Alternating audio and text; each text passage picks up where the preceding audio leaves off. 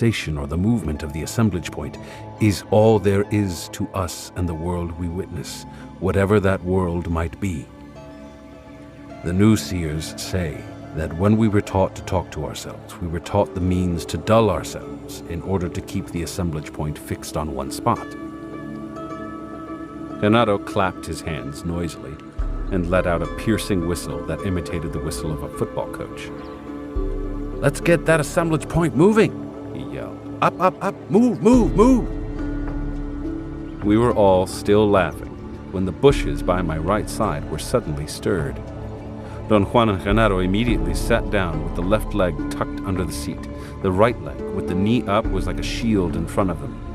Don Juan signaled me to do the same. He raised his brows and made a gesture of resignation at the corner of his mouth. "Sorcerers have their own quirks," he said in a whisper. "When the assemblage point moves to the regions below its normal position, the vision of sorcerers becomes limited.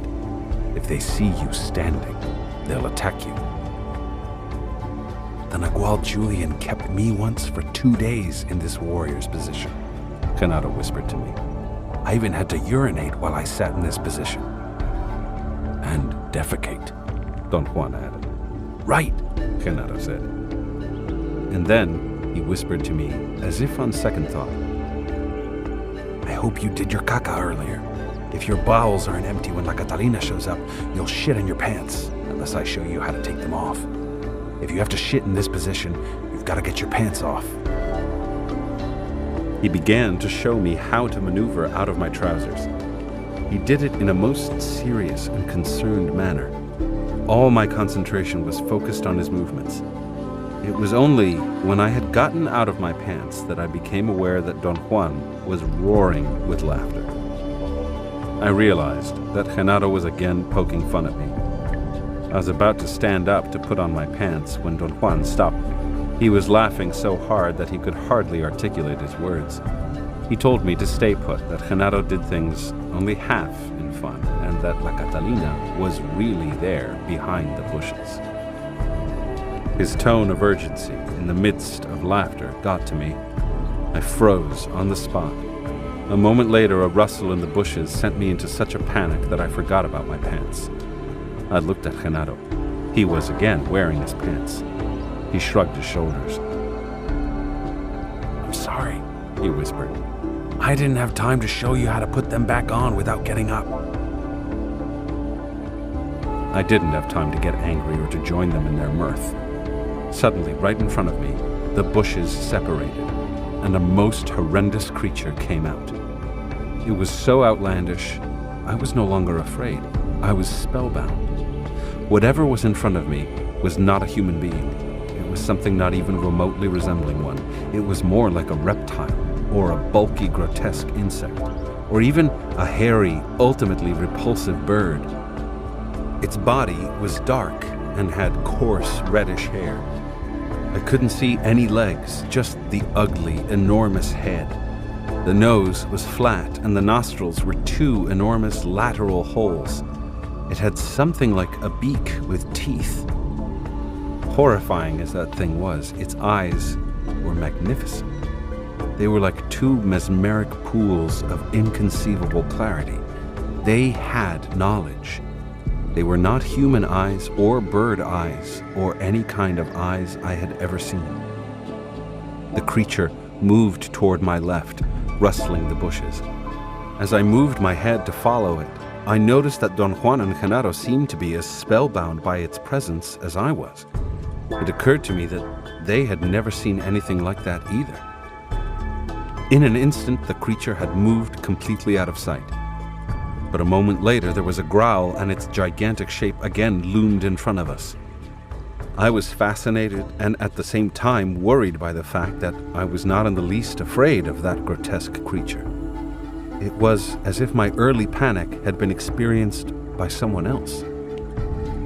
I felt at one moment that I was beginning to stand up. Against my volition, my legs straightened up, and I found myself standing up, facing the creature. I vaguely felt that I was taking off my jacket, my shirt, and my shoes. Then I was naked. The muscles of my legs tensed with a tremendously powerful contraction. I jumped up and down with colossal agility, and then the creature and I raced towards some ineffable greenness in the distance. The creature raced ahead of me, coiling on itself like a serpent. But then I caught up with it. As we speeded together, I became aware of something I already knew. The creature was really La Catalina. All of a sudden, La Catalina in the flesh was next to me. We moved effortlessly. It was as if we were stationary, only posed in a bodily gesture of movement and speed, while the scenery around us was being moved, giving the impression of enormous acceleration. Our racing stopped as suddenly as it had started, and then I was alone with La Catalina, in a different world. There was not a single recognizable feature in it. There was an intense glare and heat coming from what seemed to be the ground, a ground covered with huge rocks, or at least they seemed to be rocks. They had the color of sandstone, but they had no weight. They were like chunks of sponge tissue. I could send them hurling around by only leaning on them. I became so fascinated with my strength that I was oblivious to anything else. I had assessed in whatever way that the chunks of seemingly weightless material opposed resistance to me. It was my superior strength that sent them hurling around. I tried to grab them with my hands, and I realized that my entire body had changed. La Catalina was looking at me. She was again the grotesque creature she had been before, and so was I. I could not see myself, but I knew that both of us were exactly alike. An indescribable joy possessed me, as if joy were some force that came from outside me. La Catalina and I cavorted and twisted and played until I had no more thoughts or feelings or human awareness in any degree. Yet I was definitely aware. My awareness was a vague knowledge that gave me confidence. It was a limitless trust, a physical certainty of my existence, not in the sense of a human feeling of individuality, but in the sense of a presence that was everything. Then, everything came again into human focus, all at once. La Catalina was holding my hand. We were walking on the desert floor among the desert shrubs. I had the immediate and painful realization that the desert rocks and hard clumps of dirt were horribly injurious to my bare feet. We came to a spot clear of vegetation. Don Juan and Genaro were there. I sat down and put on my clothes. My experience with La Catalina delayed our trip back to the south of Mexico. It had unhinged me in some indescribable way. In my normal state of awareness, I became disassociated. It was as if I had lost a point of reference. I had become despondent. I told Don Juan that I had even lost my desire to live. We were sitting around in the ramada of Don Juan's house. My car was loaded with sacks, and we were ready to leave, but my feeling of despair got the best of me, and I began to weep. Don Juan and Genaro laughed until their eyes were tearing. The more desperate I felt, the greater was their enjoyment. Finally, Don Juan had me shift into heightened awareness and explained that their laughter was not unkindness on their part, or the result of a weird sense of humor, but the genuine expression of happiness at seeing me advance in the path of knowledge. "I'll tell you what the Nagual Julian used to say to us when we got to where you are," Don Juan went on. "That way you'll know that you're not alone. What's happening to you happens to anyone who stores enough energy to catch a glimpse of the unknown." He said that the Nagual Julian used to tell them that they had been evicted from the homes where they had lived all their lives. A result of having saved energy had been the disruption of their cozy but utterly limited and boring nest in the world of everyday life. Their depression, the Nagual Julian told them, was not so much the sadness of having lost their nest, but the annoyance of having to look for new quarters. The new quarters, Don Juan went on, are not as cozy, but they are infinitely more roomy.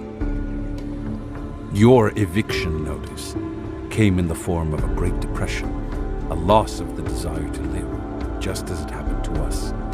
When you told us that you didn't want to live, we couldn't help laughing. What's going to happen to me now? I asked. Using the vernacular? You got to get another pad, Don Juan replied. Don Juan and Genaro again entered into a state of great euphoria. Every one of their statements and remarks made them laugh hysterically. It's all very simple, Don Juan said. Your new level of energy will create a new spot to house your assemblage point, and the warriors' dialogue you carry on with us every time we get together will solidify that new position. Genaro adopted a serious look, and in a booming voice, he asked me, "Did you shit today?" He urged me with a movement of his head to answer, "Did you? Did you?" he demanded. "Let's get going with our warriors' dialogue." When their laughter had subsided, Genaro said that I had to be aware of a drawback, the fact that from time to time the assemblage point returns to its original position. He told me that in his own case, the normal position of his assemblage point had forced him to see people as threatening and often terrifying beings. To his utter amazement, one day he realized that he had changed. He was considerably more daring and had successfully dealt with a situation that would have ordinarily thrown him into chaos and fear. I found myself making love, Genaro continued, and he winked at me. Usually, I was afraid to death of women, but one day I found myself in bed with a most ferocious woman. It was so unlike me that when I realized what I was doing, I nearly had a heart attack. The jolt made my assemblage point return to its miserable normal position, and I had to run out of the house shaking like a scared rabbit. You'd better watch out for the recoil of the assemblage point, Genaro added. And they were laughing again. The position of the assemblage point on man's cocoon, Don Juan explained, is maintained by the internal dialogue, and because of that, it is a flimsy position at best. That's why men and women lose their minds so easily, especially those whose internal dialogue is repetitious, boring, and without any depth. The new seers say that the more resilient human beings are those whose internal dialogue is more fluid and varied.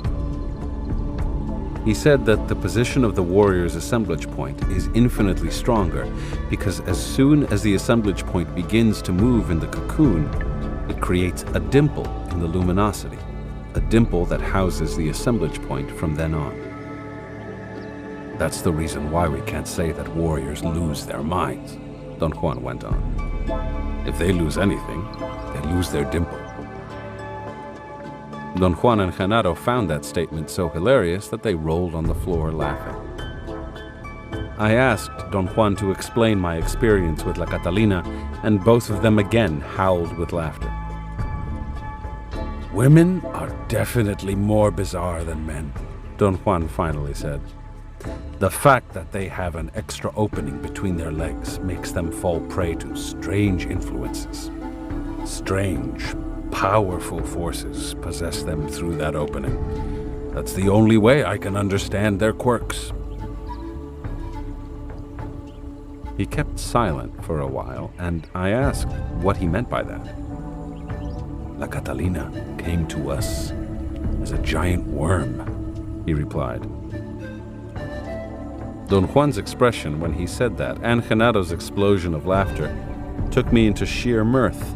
I laughed until I was nearly sick.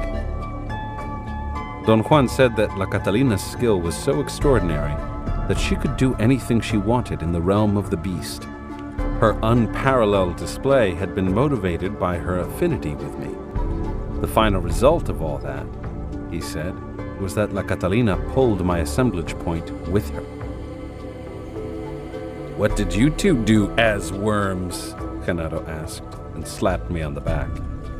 Don Juan seemed to be close to choking with laughter. That's why I've said that women are more bizarre than men, he commented at last. I don't agree with you, Genaro said to Don Juan. The Nagual Julian didn't have an extra hole between his legs, and he was more weird than La Catalina. I believe she learned the worm bit from him. He used to do that to her. Don Juan jumped up and down, like a child who was trying to keep from wetting his pants.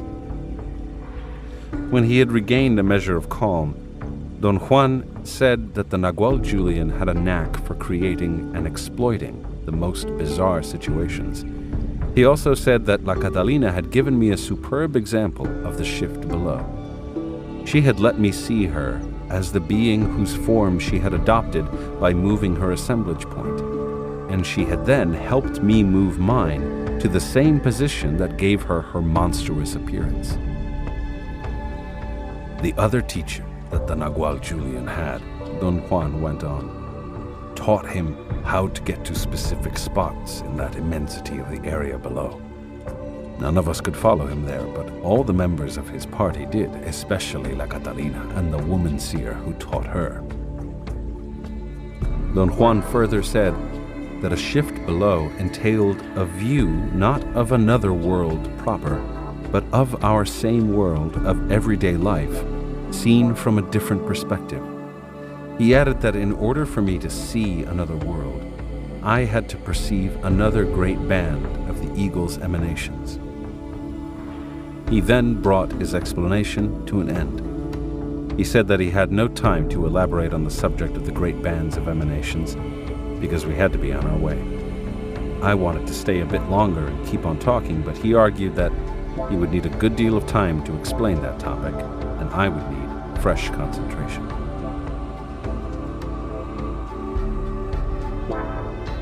Chapter 10. Great Bands of Emanations. Days later, in his house in southern Mexico, Don Juan continued with his explanation. He took me to the big room. It was early evening. The room was in darkness. I wanted to light the gasoline lanterns, but Don Juan wouldn't let me. He said that I had to let the sound of his voice move my assemblage point so that it would glow on the emanations of total concentration and total recall. He then told me that we were going to talk about the great bands of emanations. He called it another key discovery that the old seers made, but that in their aberration they relegated to oblivion until it was rescued by the new seers. The eagle's emanations are always grouped in clusters, he went on. The old seers called those clusters the great bands of emanations. They aren't really bands, but the name stuck. For instance, there is an immeasurable cluster that produces organic beings. The emanations of that organic band have a sort of fluffiness. They are transparent and have a unique light of their own, a peculiar energy. They are aware, they jump. That's the reason why all organic beings are filled with a peculiar consuming energy. The other bands are darker, less fluffy. Some of them have no light at all, but a quality of opaqueness. Do you mean, Don Juan, that all organic beings have the same kind of emanations inside their cocoons? I asked. No, I don't mean that. It isn't really that simple, although organic beings belong to the same great band. Think of it as an enormously wide band of luminous filaments, luminous strings with no end. Organic beings are bubbles that grow around a group of luminous filaments. Imagine that in this band of organic life, some bubbles are formed around the luminous filaments in the center of the band. Others are formed close to the edges. The band is wide enough to accommodate every kind of organic being with room to spare. In such an arrangement, bubbles that are close to the edges of the band miss altogether the emanations that are in the center of the band, which are shared only by bubbles that are aligned with the center. By the same token, bubbles in the center miss the emanations from the edges. As you can understand, organic beings share the emanations of one band, yet seers see that within that organic band, beings are as different as they can be. Are there many of these great bands? I asked. As many as infinity itself, he replied. Seers have found out, however, that in the earth there are only 48 such bands. What is the meaning of that, Don Juan? For seers, it means that there are 48 types of organizations on the earth, 48 types of clusters or structures. Organic life is one of them. Does that mean that there are 47 types of inorganic life? No, not at all. The old seers counted 7 bands that produced inorganic bubbles of awareness. In other words, there are 40 bands that produce bubbles without awareness. Those are bands that generate only organization. Think of the great bands as being like trees. All of them bear fruit. They produce containers filled with emanations. Yet only 8 of those trees bear edible fruit, that is, bubbles of awareness. 7 have sour fruit, but edible nonetheless, and 1 has the most juicy, luscious fruit there is. He laughed and said that, in his analogy, he had taken the point of view of the eagle, for whom the most delectable morsels are the organic bubbles of awareness. What makes those 8 bands produce awareness? I asked. The eagle bestows awareness through its emanations, he replied. His answer made me argue with him. I told him that to say that the eagle bestows awareness through its emanations is like what a religious man would say about God, that God bestows life through love. It doesn't mean anything. The 2 statements are not made from the same point of view, he patiently said. And yet I think they mean the same thing. The difference is that seers see how the eagle bestows awareness through its emanations, and religious men don't see how God bestows life through his love. He said that the way the eagle bestows awareness is by means of 3 giant bundles of emanations that run through 8 great bands. These bundles are quite peculiar because they make seers feel a hue. One bundle gives the feeling of being beige-pink, something like the glow of pink-colored street lamps. Another gives the feeling of being peach, like buff neon lights. And the third bundle gives the feeling of being amber, like clear honey. So, it is a matter of seeing a hue when seers see that the eagle bestows awareness through its emanations, he went on. Religious men don't see God's love, but if they would see it, they would know that it is either pink, peach, or amber. Man, for example, is attached to the amber bundle, and so are other beings. I wanted to know which beings shared those emanations with man. Details like that you will have to find out for yourself through your own seeing, he said. There is no point in my telling you which ones. You will only be making another inventory. Suffice it to say that finding that out for yourself will be one of the most exciting things you'll ever do. Do the pink and peach bundles also show in man? I asked. Never. Those bundles belong to other living beings, he replied. I was about to ask a question, but with a forceful movement of his hand, he signaled me to stop. He then became immersed in thought. We were enveloped in complete silence for a long time. I've told you that the glow of awareness in man has different colors, he finally said.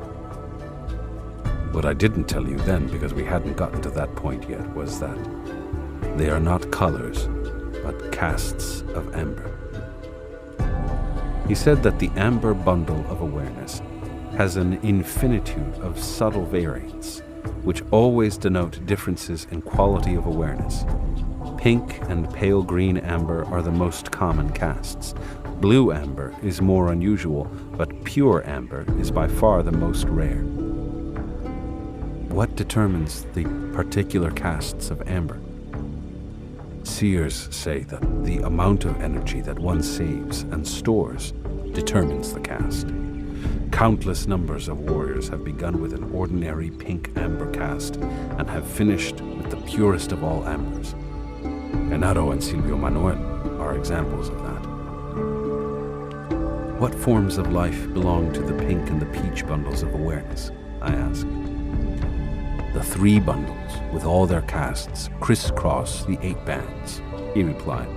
In the organic band, the pink bundle belongs mainly to plants, the peach band belongs to insects, and the amber band belongs to man and other animals. The same situation is prevalent in the inorganic bands.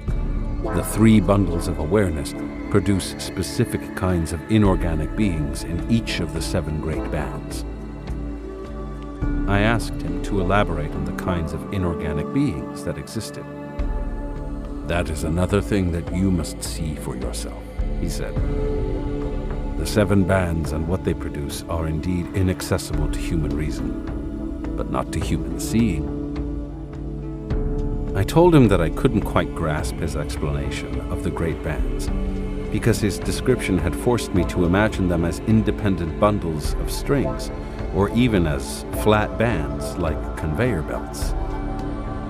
He explained that the great bands are neither flat nor round, but indescribably clustered together like a pile of hay, which is held together in mid-air by the force of the hand that pitched it. Thus, there is no order to the emanations. To say that there is a central part or that there are edges is misleading, but necessary to understand it. Continuing, he explained that inorganic beings produced by the 7 other bands of awareness are characterized by having a container that has no motion. It is rather a formless receptacle with a low degree of luminosity. It doesn't look like the cocoon of organic beings. It lacks the tautness, the inflated quality that makes organic beings look like luminous balls bursting with energy.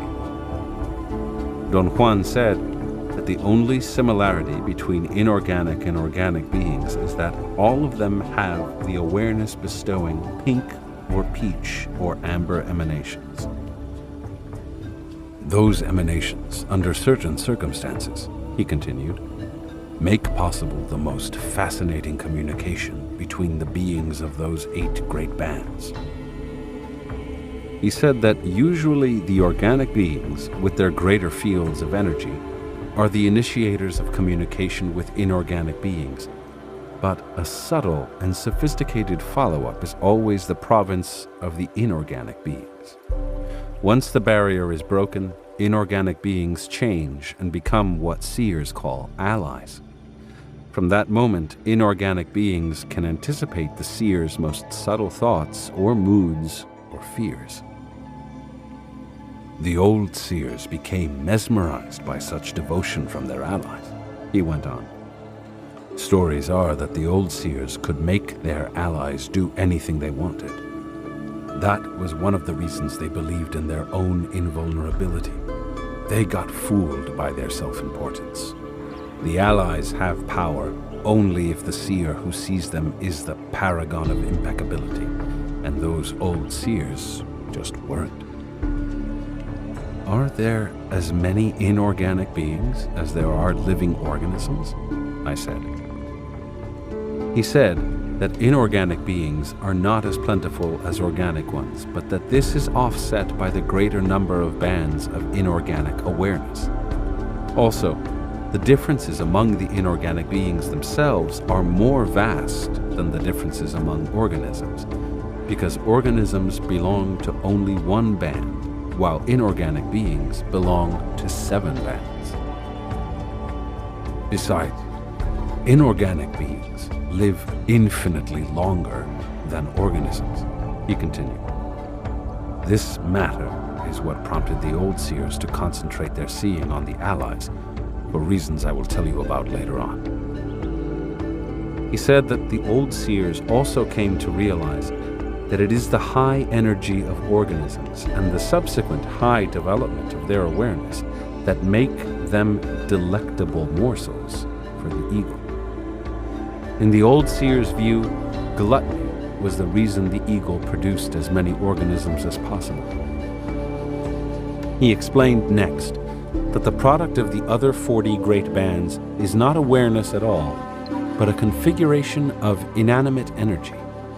The old seers chose to call whatever is produced by those bands vessels. While cocoons and containers are fields of energetic awareness, which accounts for their independent luminosity, vessels are rigid receptacles that hold emanations without being fields of energetic awareness. Their luminosity comes only from the energy of the encased emanations. You must bear in mind that everything on the earth is encased, he continued.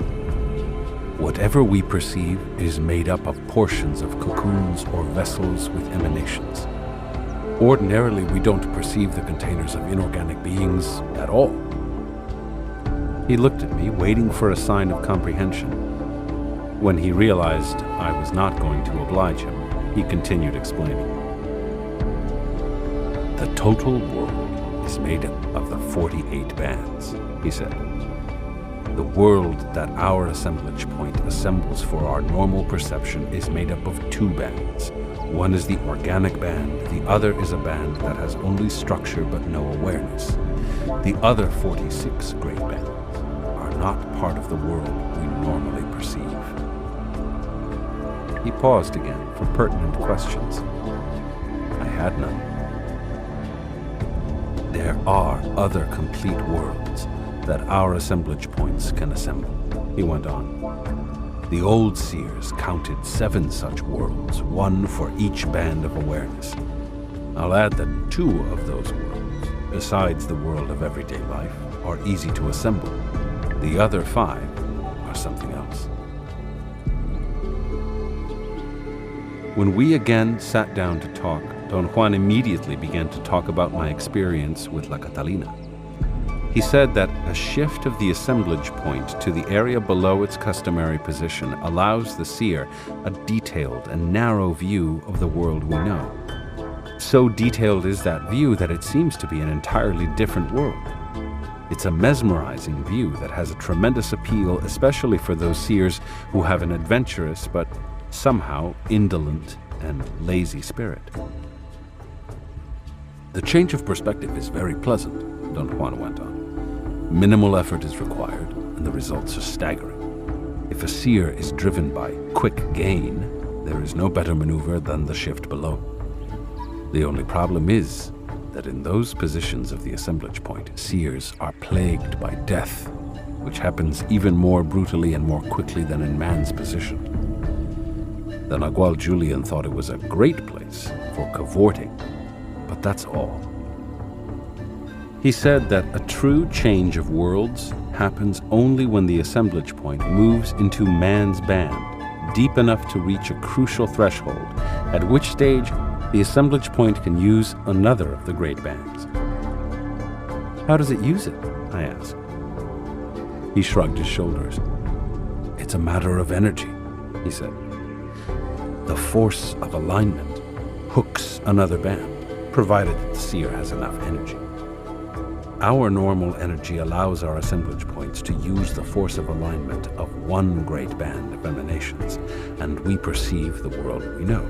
But if we have a surplus of energy, we can use the force of alignment of other great bands, and consequently, we perceive other worlds.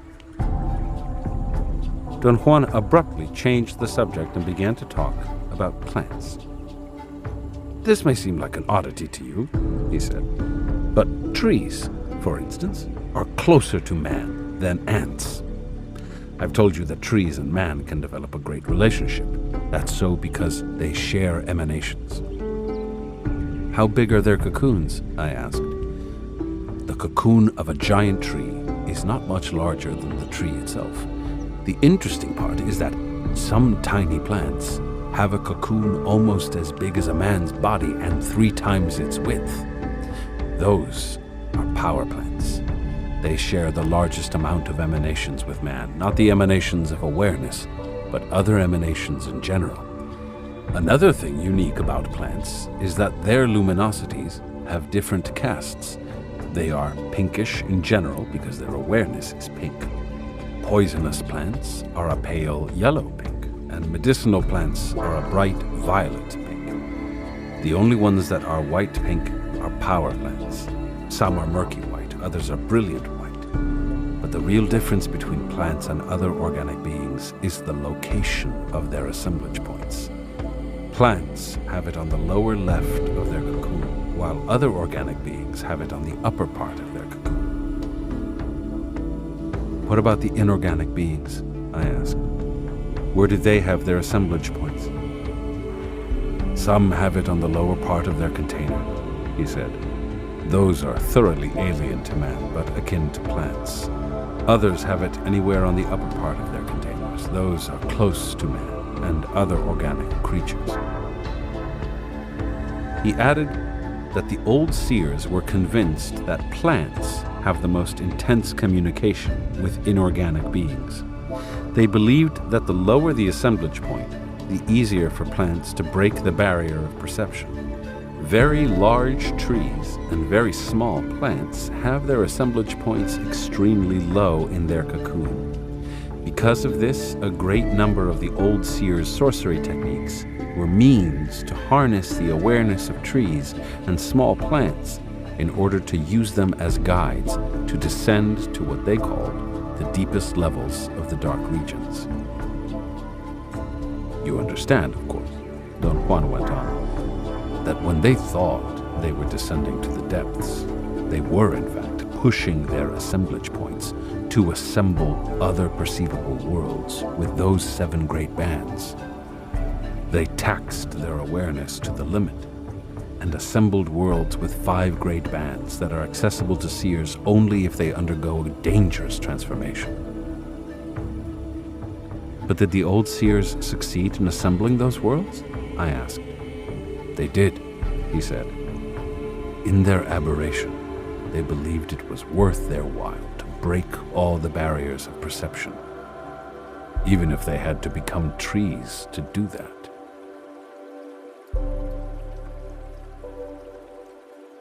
Chapter 11. Stalking, Intent, and the Dreaming Position. The next day, in the early evening again, Don Juan came to the room where I was talking with Genaro. He took me by the arm and walked me through the house to the back patio. It was already fairly dark. We started to walk around in the corridor that encircled the patio. As we walked, Don Juan told me that he wanted to warn me once again that it is very easy in the path of knowledge to get lost in intricacies and morbidity.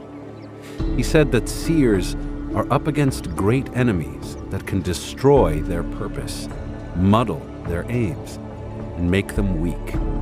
Enemies created by the warrior's path itself, together with the sense of indolence, laziness, and self-importance that are integral parts of the daily world. He remarked that the mistakes the ancient seers made as a result of indolence, laziness, and self-importance were so enormous and so grave that the new seers had no option but to scorn and reject their own tradition. The most important thing the new seers needed, Don Juan continued, was practical steps in order to make their assemblage points shift. Since they had none, they began by developing a keen interest in seeing the glow of awareness. And as a result, they worked out 3 sets of techniques that became their cornerstone. Don Juan said that with these 3 sets, the new seers accomplished a most extraordinary and difficult feat. They succeeded in systematically making the assemblage point shift away from its customary position. He acknowledged that the old seers had also accomplished that feat, but by means of capricious, idiosyncratic maneuvers. He explained that what the new seers saw in the glow of awareness resulted in the sequence in which they arranged the old seers' truths about awareness. This is known as the mastery of awareness. From that, they developed the 3 sets of techniques. The first is the mastery of stalking. The second is the mastery of intent. And the third is the mastery of dreaming. He maintained that he had taught me these 3 sets from the very first day we met. He told me that he had taught me the mastery of awareness in 2 ways, just as the new seers recommend. In his teachings for the right side, which he had done in normal awareness, he accomplished 2 goals. He taught me the warrior's way, and he loosened my assemblage point from its original position. In his teachings for the left side, which he had done in heightened awareness, he also accomplished 2 goals. He had made my assemblage point shift to as many positions as I was capable of sustaining, and he had given me a long series of explanations. Don Juan stopped talking and stared at me fixedly. There was an awkward silence. Then he started to talk about stalking. He said that it had very humble and fortuitous origins. It started from an observation the new seers made that when warriors steadily behave in ways not customary for them, the unused emanations inside their cocoons begin to glow, and their assemblage points shift in a mild, harmonious, barely noticeable fashion. Stimulated by this observation, the new seers began to practice the systematic control of their behavior. They called this practice the art of stalking. Don Juan remarked that the name, although objectionable, was appropriate because stalking entailed a specific kind of behavior with people, behavior that could be categorized as surreptitious. The new seers, armed with this technique, tackled the known in a sober and fruitful way. By continual practice, they made their assemblage points move steadily. Stalking is one of the 2 greatest accomplishments of the new seers, he said. The new seers decided that it should be taught to a modern-day Nagual when his assemblage point has moved quite deep into the left side. The reason for this decision is that a Nagual must learn the principles of stalking without the encumbrance of the human inventory. After all, the Nagual is the leader of a group, and to lead them, he has to act quickly without first having to think about it. Other warriors can learn stalking in their normal awareness, although it is advisable that they do it in heightened awareness. Not so much because of the value of heightened awareness, but because it imbues stalking with a mystery that it doesn't really have. Stalking is merely behavior with people. He said that I could now understand that shifting the assemblage point was the reason why the new seers placed such a high value on the interaction with petty tyrants. Petty tyrants forced seers to use the principles of stalking, and in doing so, helped seers to move their assemblage points. I asked him if the old seers knew anything at all about the principles of stalking. Stalking belongs exclusively to the new seers, he said, smiling. They are the only seers who had to deal with people. The old ones were so wrapped up in their sense of power that they didn't even know that people existed until people started clobbering them on the head. But you already know all this. Don Juan said next that the mastery of intent, together with the mastery of stalking, are the new seers' 2 masterpieces, which mark the arrival of the modern-day seers. He explained that in their efforts to gain an advantage over their oppressors, the new seers pursued every possibility. They knew that their predecessors had accomplished extraordinary feats by manipulating a mysterious and miraculous force, which they could only describe as power. The new seers had very little information about that force, so they were obliged to examine it systematically through seeing. Their efforts were amply rewarded when they discovered that the energy of alignment is that force.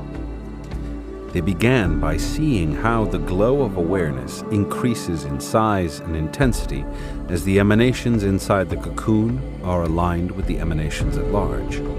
They used that observation as a springboard, just as they had done with stalking, and went on to develop a complex series of techniques to handle that alignment of emanations. At first, they referred to those techniques as the mastery of alignment. Then they realized that what was involved was much more than alignment. What was involved was the energy that comes out of the alignment of emanations. They called that energy will. Will became the second basis. The new seers understood it as a blind, impersonal, ceaseless burst of energy that makes us behave in the ways we do. Will accounts for our perception of the world of ordinary affairs, and indirectly, through the force of that perception, it accounts for the placement of the assemblage point in its customary position. Don Juan said that the new seers examined how the perception of the world of everyday life takes place and saw the effects of will. They saw that alignment is ceaselessly renewed in order to imbue perception with continuity. To renew alignment every time with the freshness that it needs to make up a living world, the burst of energy that comes out of those very alignments is automatically rerouted to reinforce some choice alignments. This new observation served the new seers as another springboard that helped them reach the third basis of the set. They called it intent, and they described it as the purposeful guiding of will, the energy of alignment. Silvio Manuel, Genaro, and Vicente were pushed by the Nagual Julian to learn those three aspects of the seer's knowledge. He went on. Genaro is the master of handling awareness. Vicente is the master of stalking, and Silvio Manuel is the master of intent. We're now doing a final explanation of the mastery of awareness. This is why Genaro is helping you. Don Juan talked to the female apprentices for a long time. The women listened with serious expressions on their faces. I felt sure he was giving them detailed instructions about difficult procedures, judging from the women's fierce concentration. I had been barred from their meeting, but I had watched them as they talked in the front room of Genaro's house. I sat at the kitchen table waiting until they were through. Then the women got up to leave, but before they did, they came to the kitchen with Don Juan. He sat down facing me while the women talked to me with awkward formality. They actually embraced me. All of them were unusually friendly, even talkative. They said that they were going to join the male apprentices who had gone with Genaro hours earlier. Genaro was going to show all of them his dreaming body. As soon as the women left, Don Juan quite abruptly resumed his explanation. He said that as time passed and the new seers established their practices, they realized that under the prevailing conditions of life, stalking only moved the assemblage points minimally. For maximum effect, stalking needed an ideal setting. It needed petty tyrants in positions of great authority and power. It became increasingly difficult for the new seers to place themselves in such situations. The task of improvising them or seeking them out became an unbearable burden. The new seers deemed it imperative to see the eagle's emanations in order to find a more suitable way to move the assemblage point. As they tried to see the emanations, they were faced with a very serious problem. They found out that there is no way to see them without running a mortal risk, and yet they had to see them. That was the time when they used the old seer's technique of dreaming as a shield to protect themselves from the deadly blow of the eagle's emanations. And in doing so, they realized that dreaming was in itself the most effective way to move the assemblage point. One of the strictest commands of the new seers, Don Juan continued, was that warriors have to learn dreaming while they are in their normal state of awareness. Following that command, I began teaching you dreaming almost from the first day we met. Why do the new seers command that dreaming has to be taught in normal awareness? I asked. Because dreaming is so dangerous and dreamers so vulnerable, he said. It is dangerous because it has inconceivable power. It makes dreamers vulnerable because it leaves them at the mercy of the incomprehensible force of alignment. The new seers realized that in our normal state of awareness, we have countless defenses that can safeguard us against the force of unused emanations that suddenly become aligned in dreaming. Don Juan explained that dreaming, like stalking, began with a simple observation. The old seers became aware that in dreams the assemblage point shifts slightly to the left side in a most natural manner. That point indeed relaxes when man sleeps and all kinds of unused emanations begin to glow. The old seers became immediately intrigued with that observation and began to work with that natural shift until they were able to control it. They called that control dreaming, or the art of handling the dreaming body. He remarked that there is hardly a way of describing the immensity of their knowledge about dreaming. Very little of it, however, was of any use to the new seers, so when the time of reconstruction came, the new seers took for themselves only the bare essentials of dreaming to aid them in seeing the eagle's emanations and to help them move their assemblage points. He said that seers, old and new, understand dreaming as being the control of the natural shift that the assemblage point undergoes in sleep. He stressed that to control that shift does not mean in any way to direct it, but to keep the assemblage point fixed at the position where it naturally moves in sleep, a most difficult maneuver that took the old seers enormous effort and concentration to accomplish. Don Juan explained that dreamers have to strike a very subtle balance, for dreams cannot be interfered with, nor can they be commanded by the conscious effort of the dreamer. And yet, the shift of the assemblage point must obey the dreamer's command, a contradiction that cannot be rationalized, but must be resolved in practice. After observing dreamers while they slept, the old seers hit upon the solution of letting dreams follow their natural course. They had seen that, in some dreams, the assemblage point of the dreamer would drift considerably deeper into the left side than in other dreams. This observation posed to them the question of whether the content of the dream makes the assemblage point move, or the movement of the assemblage point by itself produces the content of the dream by activating unused emanations. They soon realized that the shifting of the assemblage point into the left side is what produces dreams. The farther the movement, the more vivid and bizarre the dream. Inevitably, they attempted to command their dreams, aiming to make their assemblage points move deeply into the left side.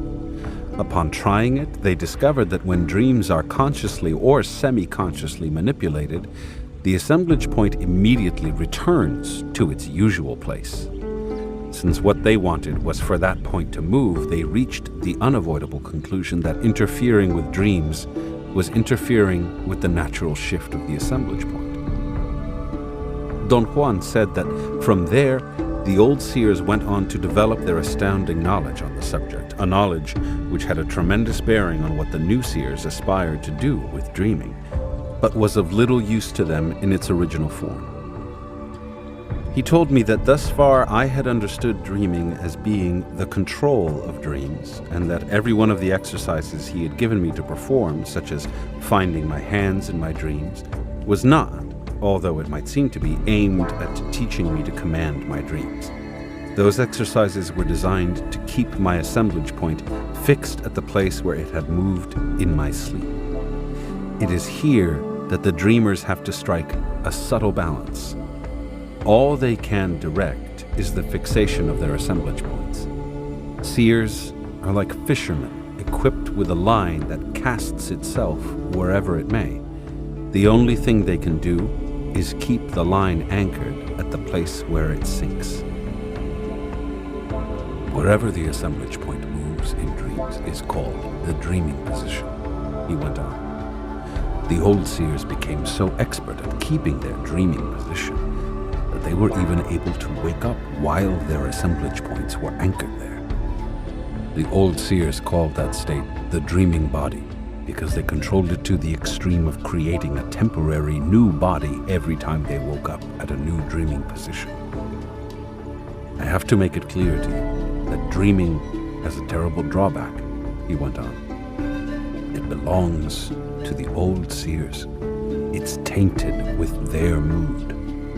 I've been very careful in guiding you through it, but still there is no way to make sure. What are you warning me about, Don Juan? I asked.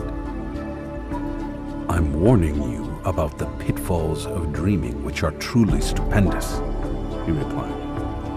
In dreaming, there is really no way of directing the movement of the assemblage point. The only thing that dictates that shift is the inner strength or weakness of dreamers. Right there, we have the first pitfall. He said that at first, the new seers were hesitant to use dreaming. It was their belief that dreaming, instead of fortifying, made warriors weak, compulsive, capricious. The old seers were all like that. In order to offset the nefarious effect of dreaming, since they had no other option but to use it, the new seers developed a complex and rich system of behavior called the warrior's way, or the warrior's path. With that system, the new seers fortified themselves and acquired the internal strength they needed to guide the shift of the assemblage point in dreams. Don Juan stressed that the strength that he was talking about was not conviction alone.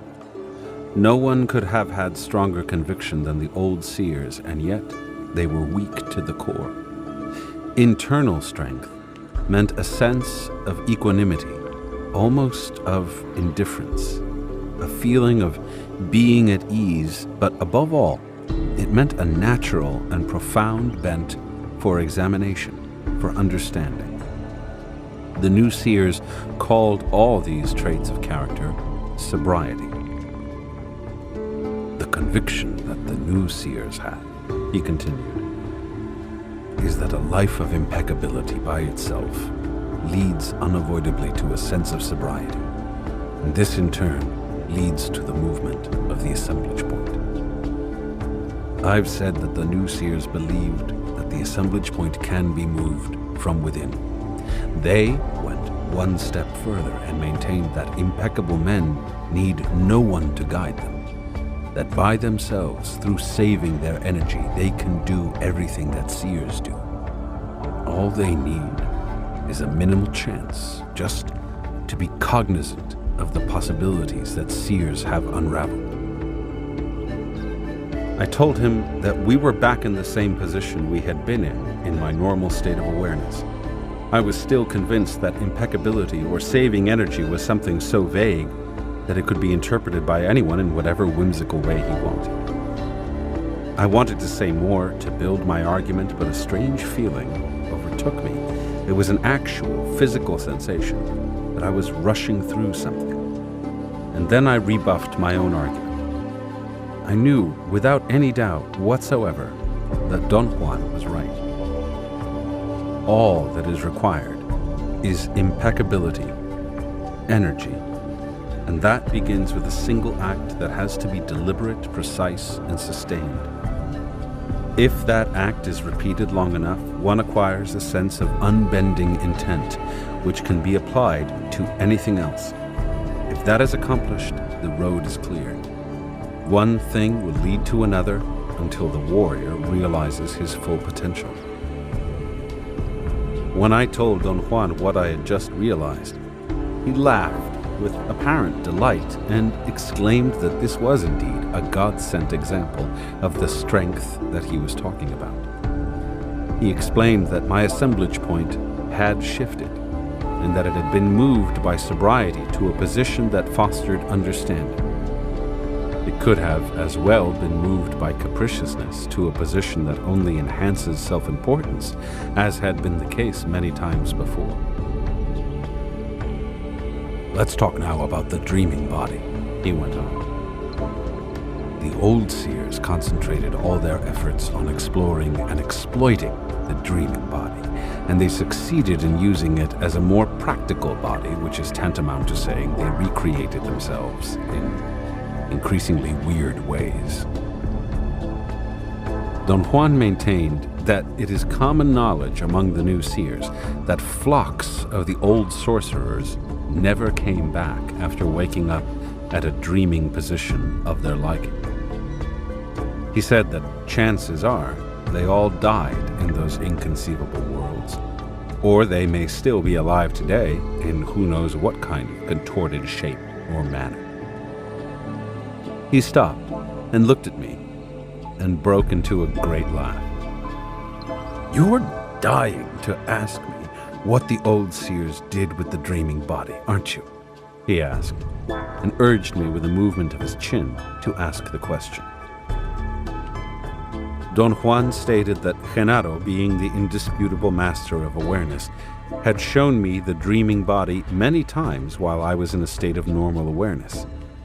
The effect that Genaro was after with his demonstrations was to make my assemblage point move not from a position of heightened awareness, but from its normal setting. Don Juan told me then, as if he were letting a secret be known, that Genaro was waiting for us in some fields near the house to show me his dreaming body. He repeated over and over that I was now in the perfect state of awareness to see and understand what the dreaming body really is. Then he had me get up, and we walked through the front room to reach the door to the outside. As I was about to open the door, I noticed that someone was lying on the pile of floor mats that the apprentices used as beds. I thought that one of the apprentices must have returned to the house while Don Juan and I were talking in the kitchen. I went up to him, and then I realized that it was Genaro. He was sound asleep, snoring peacefully, lying face down. "Wake him up," Don Juan said to me. "We've got to be going. He must be dead tired." I gently shook Genaro. He slowly turned around, made the sounds of someone waking up from a deep slumber. He stretched his arms, and then he opened his eyes. I screamed involuntarily and jumped back. Genaro's eyes were not human eyes at all. They were 2 points of intense amber light. The jolt of my fright had been so intense that I became dizzy.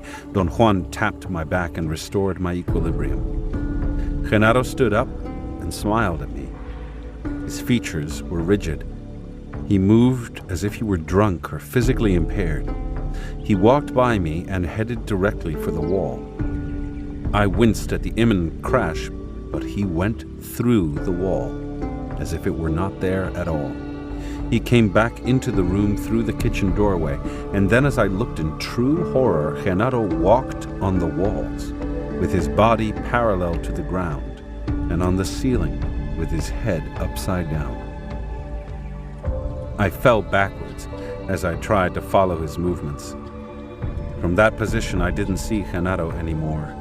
Instead, I was looking at a blob of light that moved on the ceiling above me and on the walls, circling the room.